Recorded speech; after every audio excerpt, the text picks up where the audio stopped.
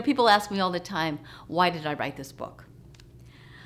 I wrote this book, The Magic of Tiny Business, for social entrepreneurs, for actors, artists, and musicians who want a platform to create the change that they want to see in the world.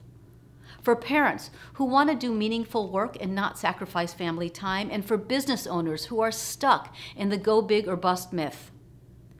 I figured out another way, and I call it tiny.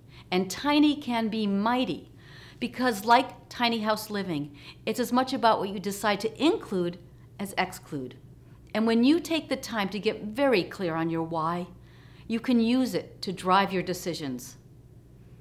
I don't know, in a lot of ways, I wrote this book for me 30 years ago. I was an actress who worked a lot, but my career filled seats, not my bank account. I had to pick a new direction. There's a freedom when you build something that allows you to both support yourself and be part of the change that you want to see in the world. That's why I call it magic. The magic of tiny business. You don't have to go big to make a great living.